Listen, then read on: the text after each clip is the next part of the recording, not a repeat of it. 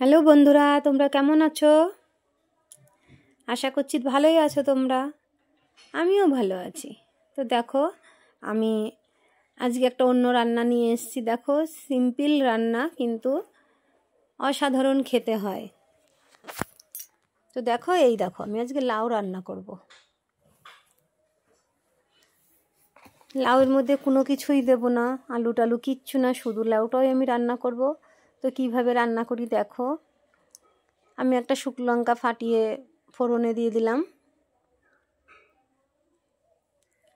শুকনো লঙ্কাটা পুড়ে গেলে আমি কালো জিরে ফোড়ন দিয়ে দিচ্ছি।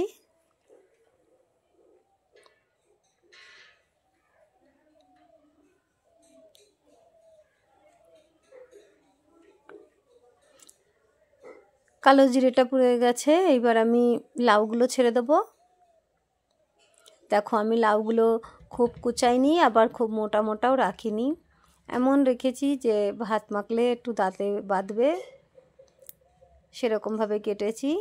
তো তোমরা চাইলে আর একটু মোটা মোটাও করতে পারো, কিন্তু এর থেকে সরু সরু করলে অতটা ভালো লাগবে না। তো দেখো, আমি ভালো করে কড়াইতে একটুখানি সময় নাড়িয়ে চাড়িয়ে নেব, নিয়ে তারপরে লবণ দেবো।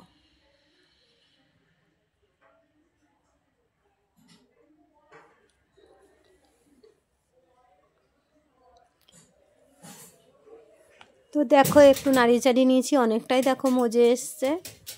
এবার আমি লবণ দিয়ে দেব।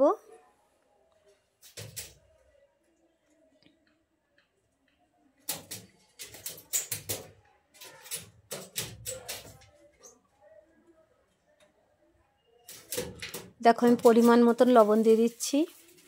আমি লাউটা রান্না করব, আমি লাউতে কোনো জল দেব না। আমি লাউ থেকে যে জলটা ছাড়বে সেই জলেই লাউটা সেদ্ধ হবে, আর সেইভাবেই আমি রান্না করব। দেখো, আমি লবণটা দিয়ে আবার লবণটা লাউয়ের সাথে ভালো করে মিশিয়ে নিচ্ছি। এবার আমি ঢাকা দিয়ে দেব, কারণ ঢাকা দিয়ে দিলে পরে এবার জলটা ছেড়ে দেবে, ওই জলেই লাউটা সেদ্ধ হবে।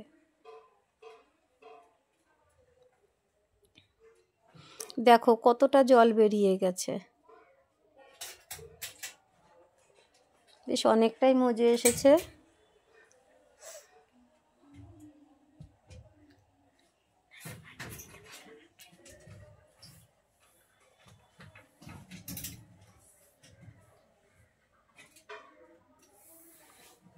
এবার আমি একটু কাঁচা লঙ্কা বাটা দিয়ে দেব। যারা যেমন ঝাল খেতে পছন্দ করো সেরকম দেবে।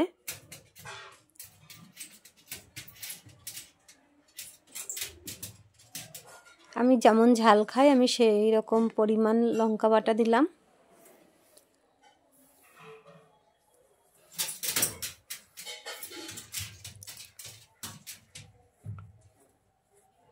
তো আমি লঙ্কা বাটাটা দিয়ে আমি ভালো করে তরকারিটার সাথে মিশিয়ে দিলাম। আমি আবারও ঢেকে দেব।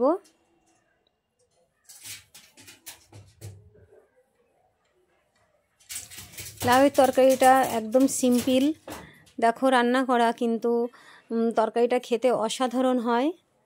তোমরা বানিয়ে খেয়ে দেখো, তারপরে আমাকে কমেন্ট করে জানিও যে লাউটা কেমন খেতে হয়।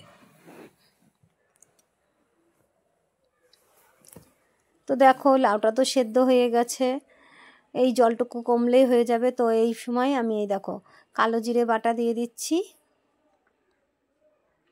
কালো জিরে বাটা বেশ অনেকটা পরিমাণই লাগে।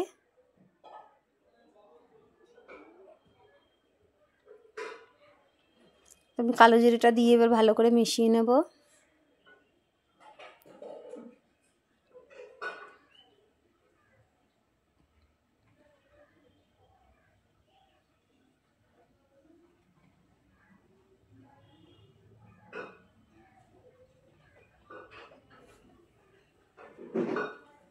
দেখো, তরকারিটা তো প্রায় হয়েই এসছে, আর অল্প একটু হবে। তো দেখো, এই সময় আমি মিষ্টি দিয়ে দিচ্ছি। মিষ্টিটা তরকারিতে যে যেমন মিষ্টি খাও সেই অনুপাতে দেবে, তাহলেই হবে।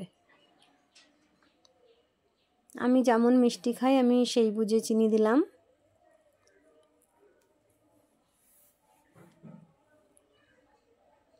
দেখো তরকারিটা হয়ে এসছে। এবার আমি ঘি দিয়ে দিলাম একটু। আমি যেই উপকরণগুলো দিলাম সেগুলো কিন্তু দিতে হবে সব। যদি একটা না দাও তাহলে কিন্তু ভালো লাগবে না। আর দেখো এই বড় চামচটার 1 চামচ কালো জিরে বাটা দিয়েছি আমি।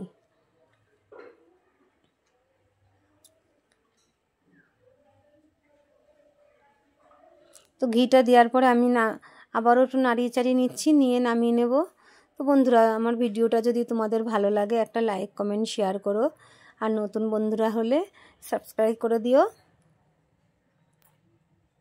দেখো তরকারিটা এরকম হয়েছে, আমি এবার নামিয়ে নেব।